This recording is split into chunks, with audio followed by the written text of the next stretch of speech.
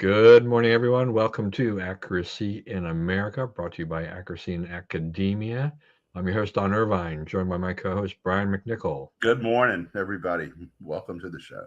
Welcome to show. Episode number, what did I say it was? 358. We're just We're kind of getting there. chugging along, getting there. Yeah. If I wasn't absent so much, we'd be a lot higher. All right, so tell us the absent. So the absence, so there's the change in the schedule won't take effect for a couple more weeks. So we're here today. Obviously, we'll be here at the regular time and date next week. The following week, we're going to switch to Thursday at 11, and then after that, we'll be off for 3 weeks as I will be in Asia, uh, going hopefully seeing uh, squeezing in a trip to see my cousins, some of my cousins who I haven't seen in 56 years. Wow. So yeah, that I've been in contact with them. Only one is really answering me back, but I because they're all because these two of them are related to each other, and the other one is in the same area, in the same city area. I think I can get three. And I really actually don't have any idea how many cousins I've got in Japan and how many were living anyway. That part of my family history genealogy is pretty weak, and doing family history in Japan is really tough. You have to so many hoops, so many Yeah. things. You know what? I'm from a big family, but I do know most of them. Yeah. People don't realize that's not a given anymore. No, it's not. It's not. I mean, I I have a pretty good I know who my cousins are here in the U.S. But on my mother's side, because I'd only visited Japan once, and I had a cousin who lived with us for about a year when I was about 9. Uh, my interactions with my Japanese relatives was pretty limited, and now it's been 5.5 decades. My parents' generation, they're gone, so now we're dealing with my generation, and we're no spring chickens. so Yeah. I don't so I don't know, and I don't know how many of those cousins that I'm going to see actually know who the other cousins are and whether or not they're still alive. So I figure if I get these three, that'll be pretty good. Then I'll consider it a success. So cross your fingers. We'll see what There you happens. go. Safe travels. All right. So besides that, just a brief weather announcement. It got cold. Yeah. Winter is not done yet. The calendar It's says bright and spring. sunny, but it is. Yeah, yeah. I Yeah, mean, and I saw some games out in the Midwest. Some of the baseball games were moved from nighttime into the daytime because of, I guess they're getting a little precip with the cold out there. So at least we're not into that. yeah. I mean, I remember years ago. I think I was at something. What was that meeting? One of those conservative meetings I used to go run around. I don't know if it was either Philadelphia Society or it was the Heritage Foundation Resource Bank or something like that. But those things take place. Like in April, you traditionally or had at Yeah. that time. And one of the meetings took place in Chicago. Actually, it probably was a back-to-back meeting. I think it might have been the 30th anniversary of Philadelphia Society. So I think they actually backed them up together so that people could attend both if they were members of both. And and so baseball was being played in Chicago, but people were like, Oh yeah. it does get cold in Chicago. It's still cold, in the That's springtime. right. And you got to be careful about it because, like, so we were there one time in April, I believe, May, and maybe early May for a coaching clinic. And we had a Friday afternoon. We were open. We could go to the game. So we go out. So we're staying in like Naperville because the place where the clinic was like DuPage County Community College or something. And so Naperville, it's 75 degrees, but at Wrigley Field, it's 52. 52 is different than 75 in the coat wearing area, Yeah, I mean they have wind that blows in and too from Yeah, the that's field right. too, right? It was a So windy, brisk day. But since I knew that, like I had enough coat, so it was all right. could dress like you're almost in Russia, Yeah. Siberia. All right, very good. Beyond that, geez, I guess there was some news overnight. I've heard some news. Yeah. Yeah, I don't know. Nothing major. We can move on from that. There was nothing really big there. So this has been kind of interesting for me. I mean, and I have undoubtedly struggled with this whole Iran war because it just seems to be so zigzag up and down and whatever. But then again, it's also very emblematic of the Trump administration of sometimes it's just misdirection, sometimes it's a subterfuge, just whole mix of things. But there is kind of this end point and there is a goal and things like that. But we were talking last week. We're getting towards the end of Trump's original plan about how long it would take to go in, make the necessary changes in Iran, and then take it from there. And so last night at 8 o'clock was the deadline. I love his language just does make me kind of laugh though. He's like, we're going to obliterate the civilization. We don't want to, but we're going to have to. We're going to go after their power plants, blah, blah, blah, which has had a lot of mixed reaction from some of the conservative and MAGA base because they're like, exactly how many civilians are we talking about here and what's going on here and stuff like that.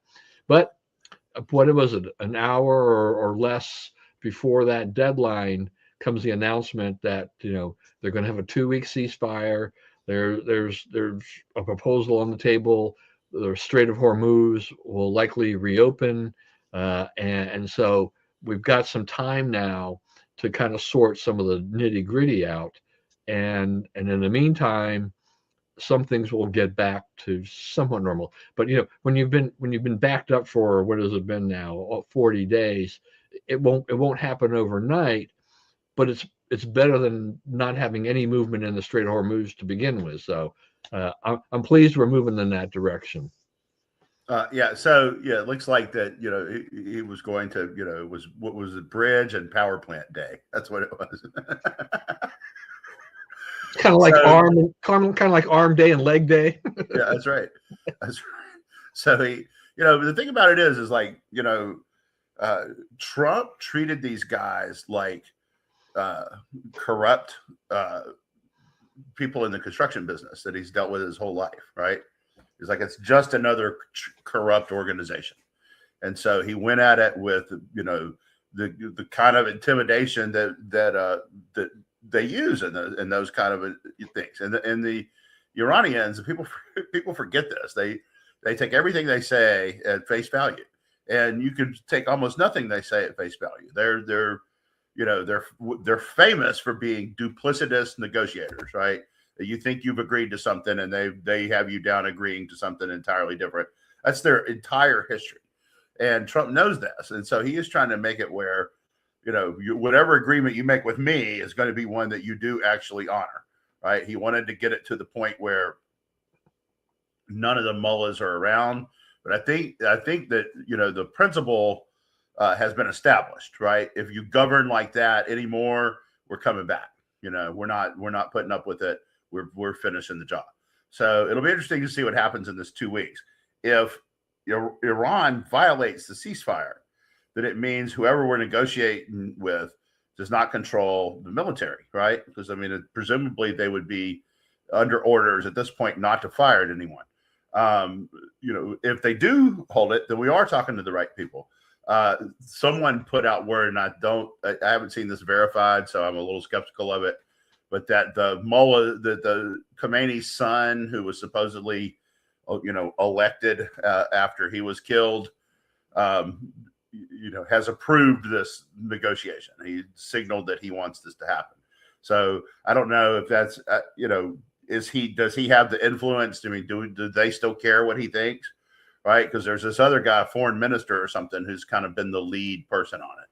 So it's kind of hard to tell, like, who on the other side, where are we with the people on the other side? And, I think Trump knows. I think he knows who they're dealing with. But I think that's the first thing is, like, are the people on the other side legitimately the people we should be negotiating with? Yeah, and there are some objectives I think that were achieved on this. It was to get rid of the leadership, and we have by and large, wiped out their top leadership. So they've had, they're going to their B team at this point in time, trying to fill the gaps and everything like that. And I remember how you said, it's like, who wants to be a leader in Iran when you, because as soon as you're the leader, the target's on your back. That's right. Right. So, and we have Israel, which has been, very aggressive in attacking this. They figure, with the U.S., by their side, their strength in numbers, and they can go do this, something they have probably been chomping at the bit to do for quite some time. So we have that, we can argue whether or not this was really an imminent threat or not. I don't think it was imminent as, when we first hit them, that it was going to happen the next day or two a week. But at some point in time with Iran and with their nuclear capabilities, they weren't just going to sit there. I don't think they were going to sit, they weren't going to sit forever on that. So they were. I think the momentum was clearly going toward developing a weapon. And it leads me to one of the things that, we need to talk about here is they had a missile that could reach Europe and we didn't know about it. Mossad didn't know about it. U.S. CIA didn't know about it. U.S. military didn't know about it. Nobody in the world knew it. Okay, so they were able to keep secrets a little better than we judged them for. And if they had that missile, there's not a whole lot of technology between reaching Europe with the missile they proved they had and reaching the U.S. Right? You got to add some stuff to make it happen, but it's not. You're not at ground zero starting. You're 90% of the way there. Not much more to add to be able to reach us with a nuclear weapon. Are they interested in nuclear? Well, they've said so repeatedly, and they have done everything they can to hide their nuclear program and to preserve it and preserve the people running it. Now, so a new thing happened. Kind of the new thing of this war is, and because I'm not sure that we've ever really had the technology to do that before, but like you think about the Civil War, right, in the U.S., like Lincoln got assassinated, at the end of the war, but it was a guy who was an actor in a play, and he went to see the play, and so it was kind of a plot you couldn't really think about how to foil, but we're now it wasn't done at the orders of Robert E. Lee or Jefferson Davis or anybody like that. It was just a guy and his friends figured out a way to do this and did it, right, from what we know of the history of it. Okay, but what we're doing now, you think about the way this war was fought.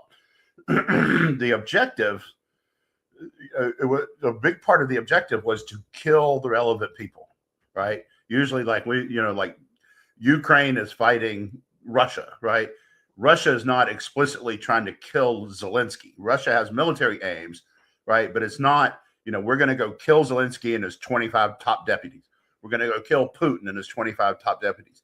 But that's what we're doing here. And when, one team, well, and it was 50, it wasn't 25 to start with, right? Are killed. They find 50 more guys. The 50 deputies. Now they've wiped out the 50 deputies. Right, they're about 4 teams down on nuclear science. They have, the biggest impediment to Iran resurrecting its nuclear program after all this is that all the people involved with it are dead, right? Because we killed them systematically. There might be 1 or 2 that we missed, but they just don't have the people anymore. The people who were qualified to do that are gone. So so now you say, okay, we didn't really degrade the country. We definitely have done very little to civilians. I know everybody's, the schoolgirls or whatever, you're going to hear about that forever. But, in the course of a war, if you have one of those, you're doing pretty darn good, right? So,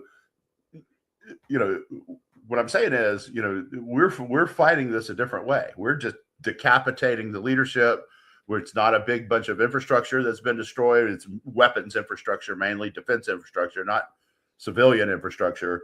There's not very little civilian deaths, right? Other than strategic stuff, very little damage to the country. It's all been centered on killing the people responsible. Yeah, I mean, it's been very different than how Israel has taken on Hamas. But they were forced into that situation by Hamas attacking them. and then Hamas has got a bunch of tunnels and hidey holes and whatnot, and the only way to get there is that you got to take out a lot of buildings to see where the heck it is, and they've been decapitating leadership as well. Unfortunately, the collateral damage are lots of infrastructure there, but then that's where Trump says, hey, look, we have plans, we could do a bunch of things over there, if we Right. get the rubble cleaned up. But you're right. I mean, I like I like the more precision of trying to take out the leadership. You cripple the program by taking out the people that are the strategists, whether it's on the military side or whether it's on the scientific side. I mean, you cannot build a nuclear program and make these things work without these scientific minds. And if you kill them, unfortunately, somebody's got, this is going to happen. But they elected, they have those jobs, and they've been doing them for years, and they built up this arsenal, Yeah. which is a threat to everybody else in the world. We can't let that happen.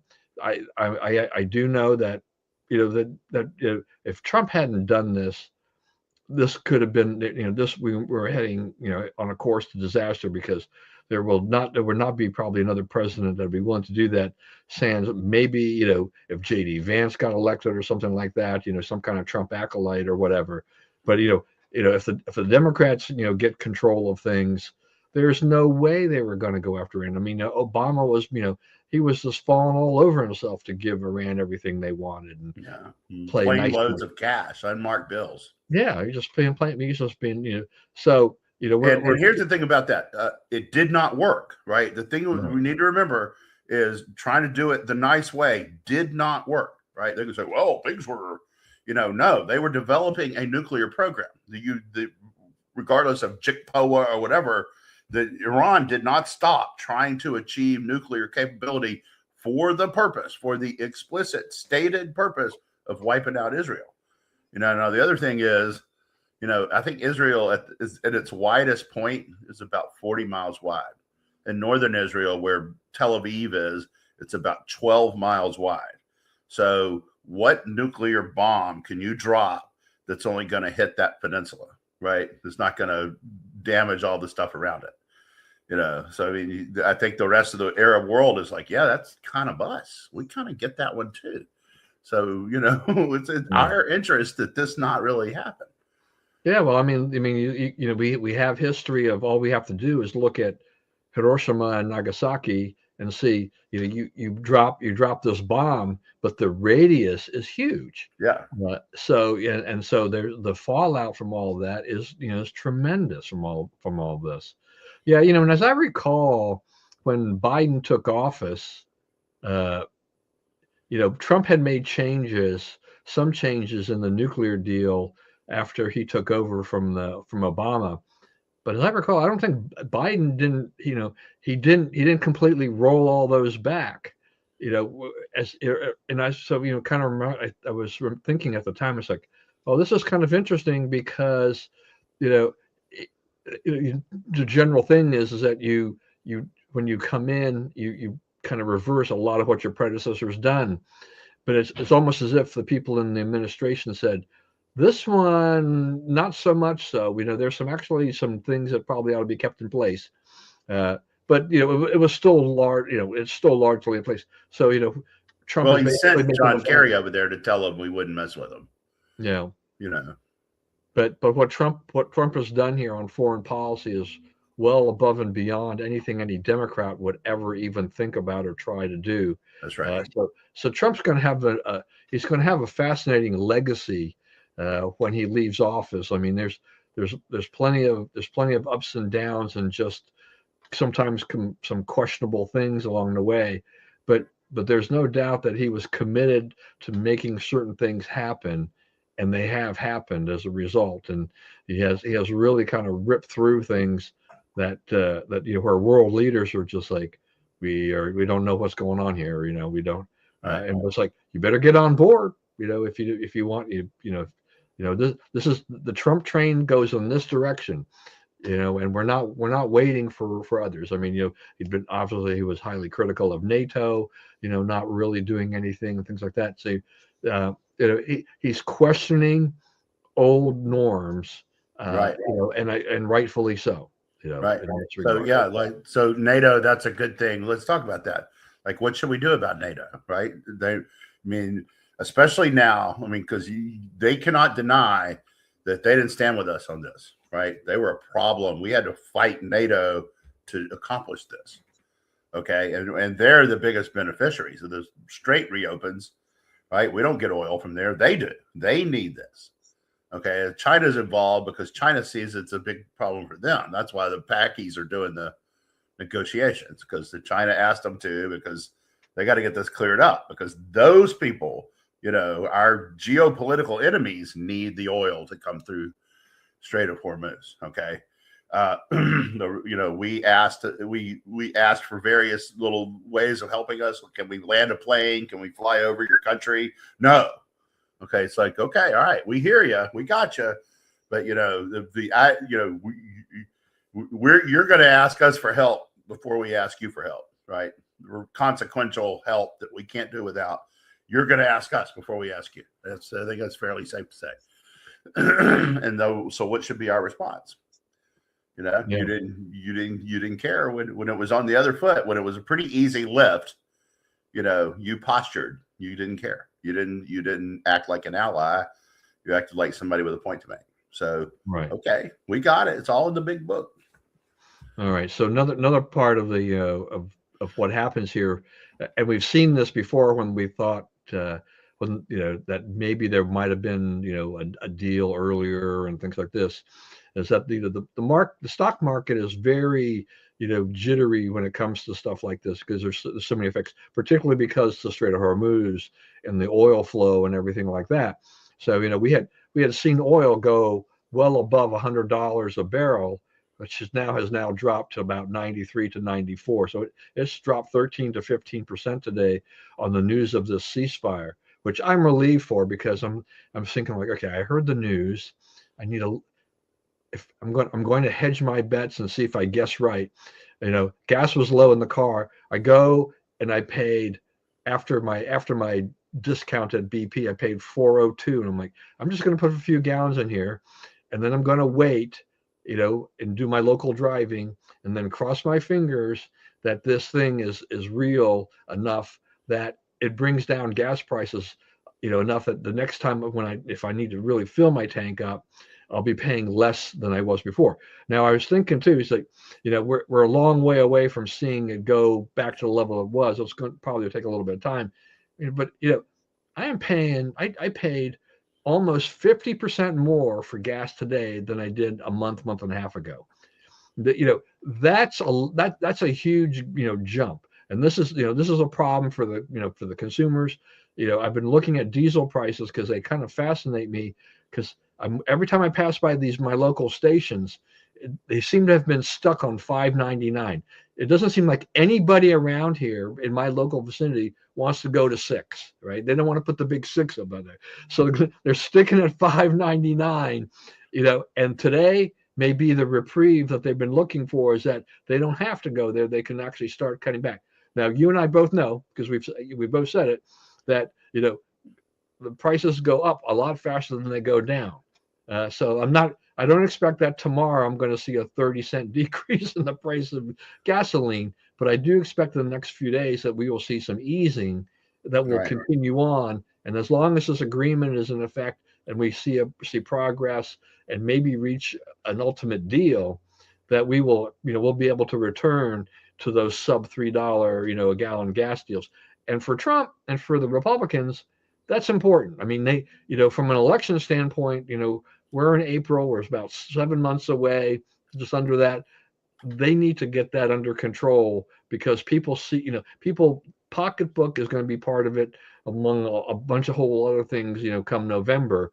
But when people are paying that much more for gas, it stings. Republicans have used that against the Democrats in the past, and things like that. So we got to get that back down, and so that it's back to a much more reasonable level. And then the stock market took off, which makes me happy, because I'm sitting here going like, all right, how much more money am I losing on paper here? It was only on paper, but psychologically I'm like, oh, this is such a pain in the neck, kind of a thing like that. Especially because since I'm trying to arrange some things for my estate and whatnot, and it just so. But today it was like today's going to be a banner day. It doesn't mean the rest of the week is going to be a banner week, but the market has those really violent reactions, when these swings. So it's way up today. It could sell off a little bit tomorrow, level off, and then who knows where we go, for the next few weeks. But there's a lot more optimism, at least going forward right now, than there was yesterday. Because like I said, Trump's language about obliterating them and limiting their civilization. Uh, you don't know how much of that he could have or would have done because Well, I he, mean, he I think what he means by that, he was going to get rid of the mullahs. I don't think he was yeah going to, yeah destroy all of Iran. he wasn't going to leave the country with like one person or something like Right. that. But still, I mean the language, he is very emphatic. And with his language and things like that. So people who listen to him, you've got to just think it's like we don't know. Trump can't. He might be serious and might just ramp up the bombing. That it does take out some more people as well as some of the infrastructure this time. I think that's one of Trump's most effective weapons is that, like, you don't know you don't know how serious he is about stuff, right? And he put stuff in a way, and like Scott Adams maintained that Trump is one of the best writers around today, right? Because he's trying to evoke thoughts from you, right? And so, what has he evoked here? Just by saying, "I want to take out the mullahs," right? You're like, well, what does he mean? Is he going to kill the whole civilization? Is he going to leave them with one person? Right. So if you're Iran, you're like, what does he mean by all this? Like, how serious is he? What will he do? And that's it. That you kind of got to make a deal there, right? You got to like shut that possible box of consequences off, right? So I mean, I think he says things that make people rethink what they were going to do, and I think that that's effective, and I think that it's a powerful tool in his box. Yeah. So related to that too, we also have the rescue of that downed airman. That was a pretty dramatic thing. I mean, we can ill afford to lose people during this war. So our servicemen, because the Democrats will just they'll be all over that, and so I was like, oh man, this is not. I don't know. This is pretty bad. I thought at first, but boy, they pulled it off in a miraculous fashion. I think like that, and my hats off to the effort that they made to go retrieve this guy. And I guess he wound up in an area that was a little more ideal for that, for that operation, because I guess the Revolutionary Guard had been, they were out searching for this guy, and this could have been a Mogadishu, Ethiopia, Yeah. all kinds of situation, if they had found him. So thank goodness, he was rescued. And They fooled them a little bit, made them go to the wrong place. yeah, they did. They pulled that off. That's what's great. It's one of the better rescues in military history. I think of doing that. It's there are a lot of things I think, I guess, in history where some pretty daring rescues, but they kind of pulled the wool over the eyes of the Revolutionary Guard and the Iranian authorities, and which may make them think like, well, we're not going to fall for that again should that opportunity arise. But right, yeah. Well, yeah. And so you keep that from arising. Yeah, yeah. That's what you do there. That's exactly. The other thing is, it appears to be some locals helped a little bit too. Yeah, Iranians saw him and helped him.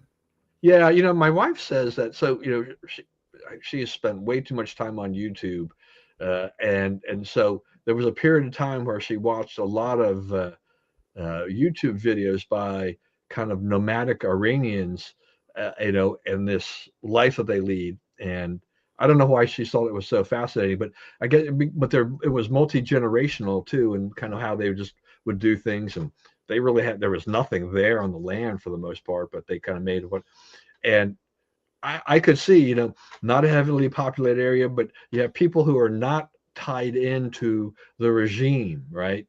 These Right. people are just getting about, day by day with their lives, and you wind up in a situation where you've got people like, oh yeah, we'll kind of run some cover for you and whatnot. And it's like, we have no love lost for the regime. Uh, you know, I think even they can see that their lives could be better with, someone, with freedom for a change.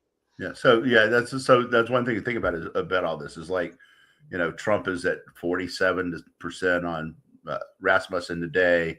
He's what 43% on RCP average, right? There's probably of the Democrats, there's about 20% of them who would say, whoever's president, he's our president, and patriotism, where the water ends, where the water starts, we're all on the same team and all that.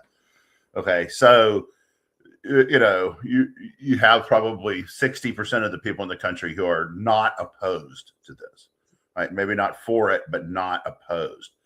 And in Iran, what percentage of the people of the country, want the mullahs to stay in power? It ain't 60, it ain't 40, it ain't 20, right? It's probably less than 20, right? The people who benefit from the government, live off the government, and so forth, they're for it, and everybody else is against it. So, you're talking about a deal. You're operating in a country where, we really are the welcoming. They always say, oh, you expect welcoming, invaders and all this, and like this one, we really are. We really are on the side of right. Yeah, no, it's just something else. I did want to just throw in here, just even for a brief comment, just like, Trump had his another one of his expletive filled tirades on social media. I mean, I understand, I just wish he would just not do that. You don't have to use those words, okay? Maybe I'm a prude or something like that, but Well, you know what? Like, I don't like. I get into the nasty Twitter fights with people and stuff, and I try not to ever swear. yeah, Right. So I hear you on that. I'm the same way. It's like get all that out of our discourse. We're talking to other people. You ought to be able to talk better yeah. than that. Look, if that's what he feels, go ahead and write it, and just never post it. Right. Put it down. There's a thing about I see this video from time to time about the coaches, right? And it's like, okay, if you're mad at your coach, right, your kid's coach, right, you don't think you're playing your kid right or playing him enough or treating him right or whatever. So write him a letter. Write that letter out. Put every detail in there. Then put that letter in an envelope. And put that envelope in your desk drawer. Right? You get the exercise, or you get the satisfaction of writing it, but it doesn't get delivered. Because that's what you're just trying to vent. And like, what changes do you want the coach to say, okay, well, this parent wrote me, therefore I will put their son in at starting shortstop, even though he can't catch or throw. You know what I mean? Because then your kid's out there playing shortstop without being able to catch or throw, and like the embarrassment from that is worse than the sitting on the bench, for the parent, so, it's just another like part of that. Now, as for Trump doing this, his audience is not you and me, obviously. It is the mullahs, and it is, the people who are like trying to figure out or testing or guessing at the level of resolve he has, because like as soon as this ceasefire was announced, all the Democrats ran out and said, Taco, he backed off, he chickened out. The Iranians got everything they wanted, which none of which is true. But that's what they say. That's how they capitalize on it. So, you're sort of damned if you do, damned if you don't. And to those people, because the actual audience is them and the leaders of Iran, that conveys that he's serious and he's frustrated by it, right? And he does not understand why Iran doesn't just complete the transaction and get rid of the mullahs, right? So he's trying to make it painful to the point where they all agree that they got to go.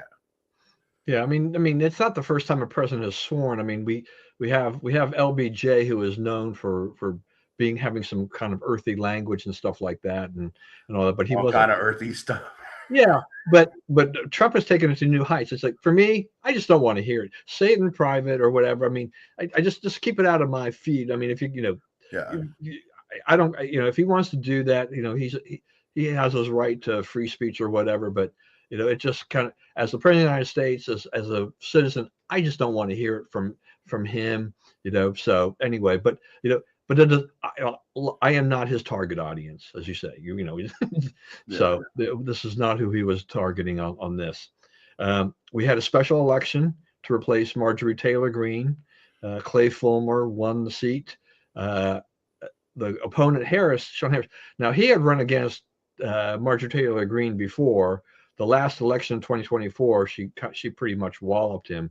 Uh, Fulmer beat Harris, but just not by as wide a margin. But it's a special election. The Democrats are dancing, they're dancing all over the place with this election, as well as the bigger victory they had in Wisconsin, I guess with their Supreme Court judge or whatever justice. Uh, Wisconsin has been, I don't know, things are going backwards for the Republicans in Wisconsin. They've really they've been losing ground there.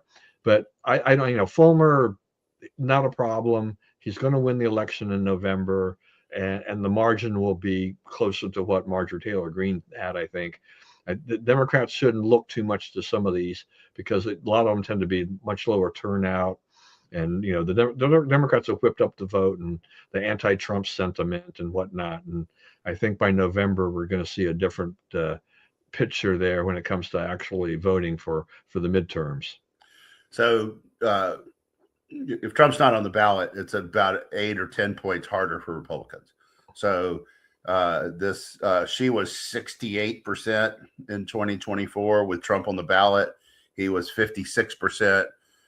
56. I think she was 64. She was so that about accounts for it, right? Yeah, it's right in your range. Specials. The Democrats say they're great at specials, but they have a losing record right now in specials. They're like 5 and 6 or something like that. The generics have all closed up to basically even. The generic congressional ballots, would you elect a Republican or a Democrat if it was held today? The money is all, I think the Democrats, the Republicans have about 15 times as much money as the Democrats do for congressional election war chest. And Trump was he's at 47 today. He had a bad overnight, but he's probably going to have a lot better overnight tomorrow, given to the peace deal and the price of oil stabilizing and so forth.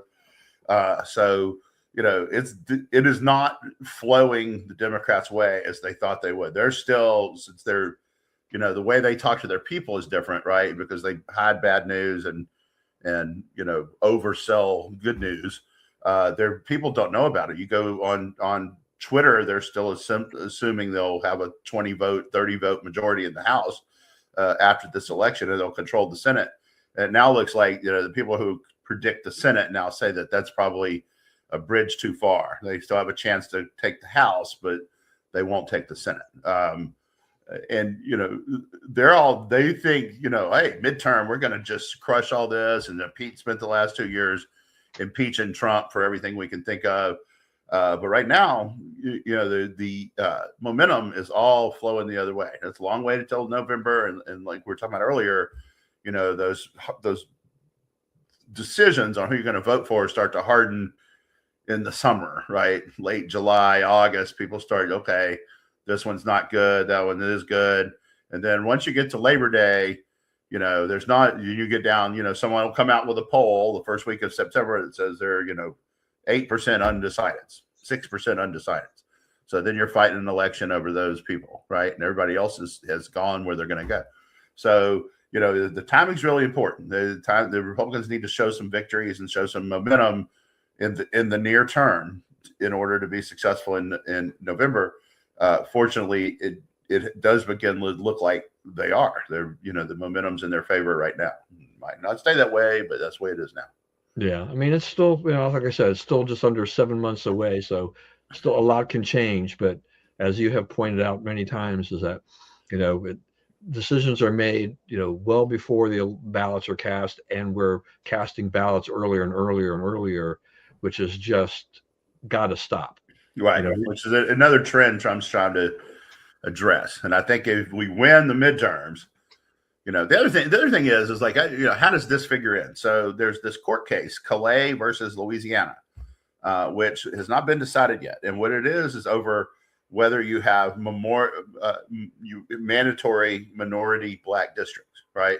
So like Louisiana was ordered to create 2 additional districts that have more black people in them than white people. And so like in one case, Shreveport is 8 miles from Texas, about 40 miles from Arkansas. So way up in the northwest corner of the state. Baton Rouge is on the I-10 corridor in the south of the state. One of these districts is it's like a very thin, weird looking football from Shreveport down to the northern edge of Baton Rouge and back. Okay, now there's nothing, you can barely argue that that's contiguous, but does not, the interest of those people, is not the same, right? This has been concocted to address the minority voting problem, right? Supposedly. So that, whatever the Supreme Court is going to do on that, they kind of need to do it pretty quick, because some of these districts are going to change. You might not be having the right primary now. You might not be running in the district you live in, right? Because you don't know. So, there's I think there's like 7 or 8 states that have maps ready to go, if this changes. So you can probably guess what they are. The South, the states that had the pre-clearance rules, right? Under the Voting Rights Act. So, the landscape could change dramatically in the near term. And, the Democrats, their best hope is that the Supreme Court rules that you do still have to have black majority districts, in which case they have the status quo. If they lose the case, it could be 10 to 15 to 20 seats that go the other way. Yeah. So this thought just occurred to me, which is kind of a neither here or there necessarily, but the one thing that would draw me back to standing in line, or at least make my life easier to standing in line to vote, is kind of what the big airports do. Now, this is going to be a tough thing to do, but you could choose the larger precincts, in an area, and create some kind of an app or whatever, and system where, you've got election judges and other people that are working at the polls, where they would basically update information for other people, saying like, oh, wait time is 5 minutes, or wait time is 10 minutes, or wait time is an hour, or whatever. I check that for TSA wait times just to see, and I definitely did it during the worst period of time, because I was just curious to see what the TSA effect was at, say, BWI, which at least initially I saw that was pretty minimal. Just something to say, because I know that there are some peak periods, some things that are just where it gets backed up. But I think sometimes that helps, if they actually studied this, they could try to probably even out the flow a little bit better, so that you don't have lines, that will take you an hour to get in to vote, which the media makes a big deal of. Those things the states have got to fix, in terms of that. But nevertheless, yeah, no, this, like I said, the voting for days and months and whatever it's gotten ridiculous. These minority districts that are decreed, like, look, we're the United States of America. Yeah, let the chips fall where they may, but have some honest, redistricting, just, so that there are. And if it favors the Democrats, okay, I'm not going to be happy with it, but that's fine. Favors Republicans, fine, that'll be great. But this carving out of things where the law says you have to have a district, so that a black can get elected. It's like, to me, now we were like, now you're just pandering to me. Yeah, that's cartoonishly racist, right? And you could argue like in the past, okay, you're addressing some inequalities that you can be able to move them any other way. Yeah. Okay, but that's not the case anymore. Like, you have black people, Steve Cohen, white guy, Jewish white guy, represents one of the blackest districts in the country in Memphis, right? He tries to get into the Congressional Black Caucus and they won't let him. It's like, Steve, poor Steve, right? Because, he should be in there. That's who he's representing. Like, that's almost all black district. And, so it's like, we don't need that anymore. The Supreme Court was right to get rid of pre-clearance requirements. And, the South is not the same. It's like, we're not fighting the Civil War down there anymore. Yeah, it's ridiculous. It's the whole thing is. Well, it's become everybody, all these, the Hispanics, and they become like a special class of citizens. And so you need to have certain amount of seats set aside to do this. It's like, that's not what the founding fathers, were right. looking at. And the thing about the racist connotation of what they're saying here, that only a black person can represent black people. Right. I can't be a good congressman and just go advocate for my people, and their interests, accrue by race, right? So like there are black interests, right? Really? In 2026, right? Aren't we kind of all trying to get all the boats lifted? You know what I mean? It's like, the assumption that, there's so much that must be addressed by race, to me, is racist. I just don't think there's that much there's that much. It's like, it's on Facebook, the reels. Okay. So I get this guy, he's a black guy and he's from Mississippi, and he comes on and he says, what do them old folks call whatever, what's the word for it? And it's like, the other one today was backpack, kids carry a backpack to school. He goes, what do they call that down south? They don't call it nothing a backpack down south. What's the word they use? They use satchel. You carry your stuff in a satchel. And it's like, I get all the answers, right? Every time he asks one of those questions, like, I know that one, right? Because, he was black in Mississippi. I was white in Louisiana, but like, we heard all the same stuff, right? Being of the different races really didn't change our experience growing up in this area all that much, right? Our relatives acted the same. Our language was the same. The expressions that, we used were the same. So it's like, one of the things that really occurs to me about this is like, we aren't that different. Like, and whose interest is it to go around talking about the differences, right? And keeping that fight alive, right? Not mine, not most Americans. And I think you see a lot of black people now saying, and I think it's also interesting along the same line, Trump got probably somewhere in the 20s, 26, 27% of the black vote in the last election. George W. Bush got 8. Okay. We went from 8 to 27. And now his support among blacks is down to 12 or 13. Okay. So, that's okay to me, because that means, he wasn't a president for the black person. He was a president for America, and black people, X amount of black people looked at his policies and said, I was on the train, but I'm not anymore. Okay. So, or I'm not on any train, or I only was inspired that one time, or whatever. Right. But, it's not racial ID. Something else is making them get on and off the Trump train. Right. And it's like the real issues that confront America, whatever that is. I mean, that's what needs to be addressed. It's not race. All right. So I'm waiting for Target to say in September, get your back to school satchel. Only down south. Northern Targets ain't saying it. And just watch heads explode in Massachusetts. Yeah, that's right. The other one was, what do you call what a woman has, keeps all her license and her money and all that in? Right? A pocketbook. Right? That's a Southern thing. No one calls it that here, right? That's purse or whatever. Yeah.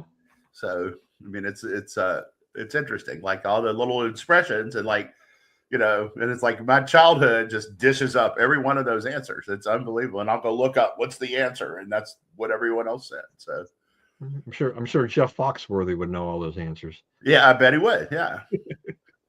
All right. Some more things on quickly. Artemis 2. Okay. So look, I'm kind of stuck in the middle on the space program. I'm glad that we have a private, system kind of going with NASA. I think that tends to work better than government and all of this. It is a ton of money, which kind of I always kind of like but then when I do see them go out there and do these things, I am kind of awed and amazed by stuff that they do. And they've gone further than anybody else is in space, right? They're on the dark side of the moon. They're doing all this stuff. It's pretty amazing. Everything that's gone on this trip. They had a backed up toilet, and one of the female, she fixed it. What good for them and stuff like Not that. going into a gross toilet. That's why you need a woman on those missions. Guys would be like, it's okay. Whatever. True. And then the greatest marketing thing ever is when the Nutella jar floated across the screen. Oh yeah. Yeah, I think Nutella was kind of that was sort of a creation of the space industry. I don't know. Like they came up with that as spaceship food.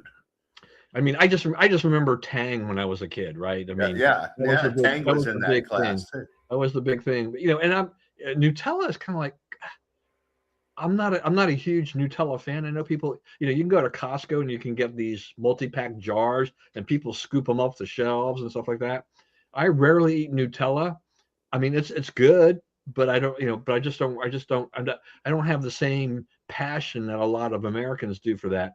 Yeah. But I just thought that, if you're the owners of Nutella and you see this happening in space, you're like, oh my gosh, we just scored one of the greatest advertising marketing things ever. Yeah, and all of that. And that's it's like, with our think tanks, like the president mentions your findings. Whoa! Yeah, right. Oh, yeah, every time. Right. I mean, look, we go back to even back in the days when the Drudge Report was decent. Relevant. Yeah, right. That getting mentioned on the Drudge Report was worth a lot. I mean, your the views to your website, your articles, and everything would spike. Right. And so there's always seemed to be kind of a race going on between people. Just like, I need to make it Drudge worthy, somehow get their attention and stuff like that. So did that guy set some money on fire? Yeah. Just like, talk about bonehead business decisions. Yeah, I don't understand how some of these things have happened, but whatever. Also, along the same lines of food or whatever, I don't know if you saw this thing. I guess it was from TikTok. Somebody had posted on X that the governor of Massachusetts, I think her name is Maura Healey, she was talking about energy, wind energy, solar energy, and she put it all. She used Dunkin' Munchkins for this. Okay, now Dunkin', I think they're based in Massachusetts. That's where their headquarters is and everything like this. So this is a big deal. It's kind of like a homegrown, it's one of their businesses. But I don't know if you saw, she had this cup full of munchkins and stuff like that, and she goes, this glazed munchkin represents solar power. And then this one, and then she picked up like a chocolate one or whatever, and this one represents wind energy. And she goes on to this, commentary about, how the Trump administration or whatever, is doing away and harming, all the citizens and stuff like that.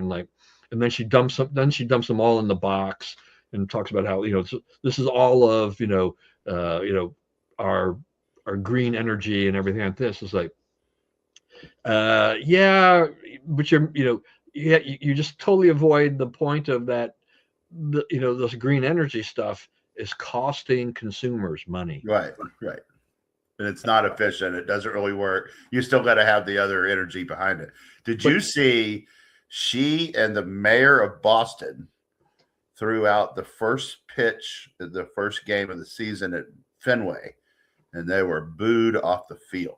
I heard there was some booing. Yeah, that's right. I remember that. It was ugly. It was. I heard that Wes Moore was booed in Baltimore. But yes, he was. He was booed off. He was booed too.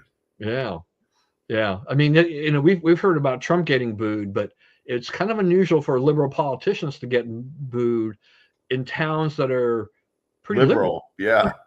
How about that? But I think it's like a lot of this stuff, I think it's coming to a head. I Yeah. think people have had enough. Yep, I think that's right. All right, so last few topics here. So the Department of Education is rescinding this Biden era, Obama era agreements that it's only with it's like 4 school districts and Taft College in California at this point. That's on protecting transgender rights, but they had already had this go through the courts, and so the law was really on their side at this point in time. But once again, special class of citizens, the Obama and Biden administrations had taken Title IX protections and extended it beyond the original interpretation. And now, Trump administration is basically putting it back to where it was before. I'm sure just like a lot of things. I mean, the Trump administration with transgender rights. I mean, obviously, transgender people are howling about everything like this, but the whole. I mean, this covered, the separate bathrooms. This covered the boys or men playing women's sports. Right. Things that are actually pretty important, I think. Yeah, and a good thing they did. I guess there was a court ruling on that one in the last day or so too. Went their way. They went the Trump administration's way on the transgender. Right. Yeah. Oh, and there's research out this very morning, saying that the big longitudinal study, I guess Finland followed every person who transformed, or whatever, for 24 years. And what they found out is it doesn't help your mental health. The argument that we do this to save the mental health of the people involved is rubbish. It doesn't do anything positive to help them. So, why are we doing it? Why are we ever letting kids do it? I had somebody, talking to a kid, lady's about 21, 22 years old. And she assured me, like just cocksure, looked at me and said, they don't do child sex trans surgeries in the United States. And I'm like, oh yeah, they do. And I sent her some stuff, and I got events. So I see her on her phone reading the whole thing through. So finally she's like, yeah, I didn't realize that they actually did this. I'm like, yeah. She goes, well, I don't think that's right. Yeah. No, I mean, things that the kids do. I mean, yeah, it's like, the lobby for these group of individuals makes you think that once they transition to the other sex or whatever, that all their mental health issues will go away. Yeah, it cures it. They treat it as a cure, and it's not. Like it goes like that, and it's not. I mean, you have those issues. Those issues are still going to carry over. It's just now you've got a different body in the sense of it's got different components to it and kind of thing like that. This is not the cure-all, end-all by any stretch of the imagination. And in some cases, I think they find that it probably made it worse. Yeah. So because then you have I've ruined my body and it's not even what I want. Yeah, I've got a friend of mine who he puts out a family newsletter every once in a while, and he puts it out on Facebook or puts a link to it, and I try to read it because he's actually a pretty good writer, and he's pretty open about what happens with the family and some of the other things, and his highs and lows, and he had a daughter who had her breasts removed, and I'm thinking well, that's the serious stuff.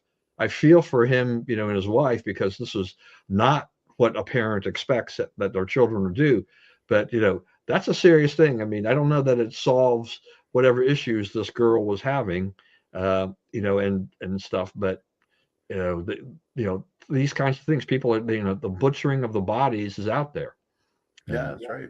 So, one of your favorite topics, so that's why I threw this in. So, to me, Amazon has thrown the United Postal Service a lifeline here by not totally cutting them off from package delivery. So they've reduced them.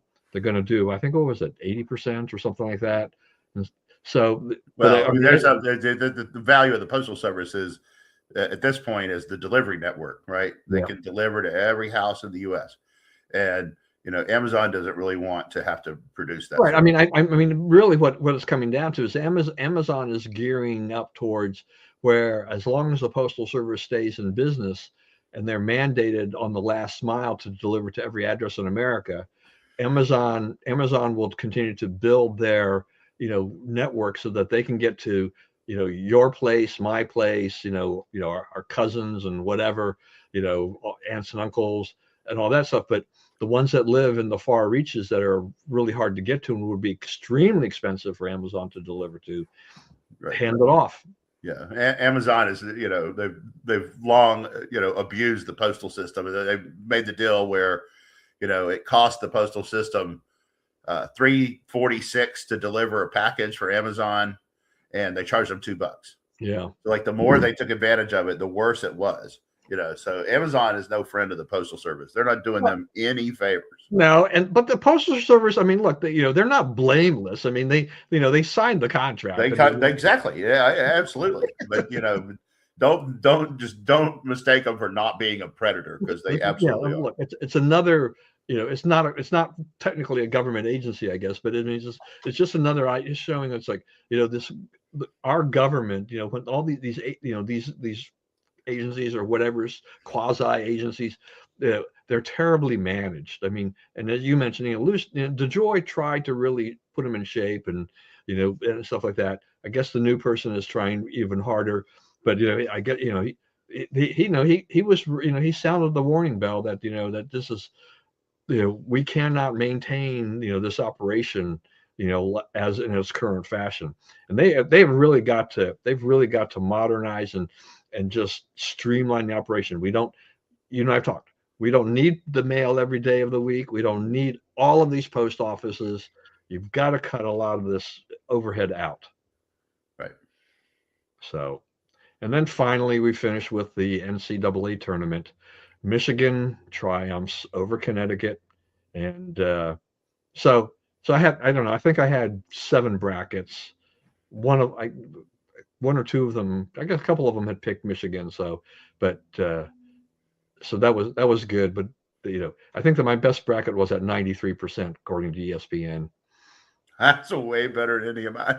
Yeah, men or women. I had like 4 at 50%, and I think I had another one like at 80 or whatever.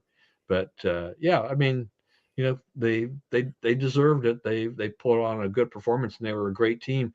And we had, I mean, it was an interesting tournament because you didn't have anybody undefeated in the tournament, right? So right. There was chances, and a lot of these teams had lost, 3 or 4 games, and they had their ups and downs during the year and stuff. And it's like, yeah, it could have gone UConn's way, Arizona, could have been theirs too. I mean, just never know. Yeah, but they got demolished. Yeah, man, did they? Yeah. So here's the thing about this. Okay, so Curt Cignetti goes to Indiana, never won anything in football, and they win it in 2 years. Pat, what's his name? The guy at Michigan, the basketball coach. I thought it was Dustin May. Dustin May, that's right. He goes there 2 years. He wins a national, right? So so every coach in America now, you got 2 years, like, to win a natty, not to win a conference, but to win a natty, or you're not doing this as well as the others, right? You're falling behind the pack. So, like, I think about Lane Kiffin at LSU. I saw this thing on Facebook, like, predict their record. And of course, all the LSU guys, national championship, 12-0, 11-1 at worst, and I'm like, I'm looking at the schedule and I'm like, 8-4 is a pretty good record considering what they're doing. And he has to rebuild the roster because every time you're new and you go into these places, many of your players quit and go somewhere else, and you have to go find new players, blah, blah, blah, blah, blah. Right. So, but he has 2 years. Like, he can go 8-4 this year, but next year, if he's on the Dustin May, Curt Cignetti level, he needs to win a national championship. Right. So it's not less pressure on coaches. It's much more because of what happened here. Right. That was 2 quick turnarounds. Yeah. Well, I mean, the face. I mean, we know, college sports has changed dramatically because of NIL, the transfer portal, and all these kind of things. But yeah, I mean, the days of when you could post, you could post winning records of 8-4, 10-2, and whatever, and all that. But if you didn't get into that playoff picture, if you didn't win a natty, you could be out on your ear very easily. The the timeline, the patience for this is very thin. And you could wind up like the Lady Vols. They have one person left on their team. I think she quit. I think they're down. Right. And think about that. Okay, so there's a program, the first 38 years of the NCAA women's tournament, they made the Elite Eight. 38 years. They won 8 of them, right? And now, they don't make the tournament. They don't get into what do? They lost in the quarterfinals of the SECs, and they have no scholarship players. Like, how does that happen? It's like, because it's about the coach in college sports. It's all about finding the right coach. Yeah. Well, I mean, so to the extent that almost nothing else matters. Yeah. Women's tournament was kind of a bizarre ending, right?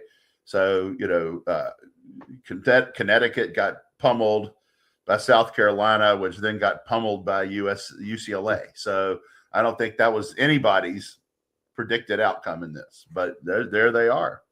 And now that lady, so then they had to just show you how this all goes. So they had the way too early top 25 for women next year. And they put UCLA in it after rolling to the national championship. They're somewhere in the 20s, 21 or 22. And he said, if they hadn't won a national championship, we probably would not have ranked them at all, because they've already lost so many players. They had 6 seniors. So it's not all NIL, right? It's people who graduated. They have no more eligibility. And those seniors were responsible for a lot of their points. Right, exactly. So, I mean, she's got to rebuild like pretty much close to from scratch. Yeah. All right, everybody. That's the end of Sports Talk with Don and Brian. But anyway, we appreciate you joining us today, and hope you enjoyed even the sports talk, because I think that's always fun to do here at the end. As always, please stay safe and stay well. Remember, we live in the greatest country in the world. Do not let them tell you otherwise. And always, God bless America. And we will see you again at our regular day and time next week.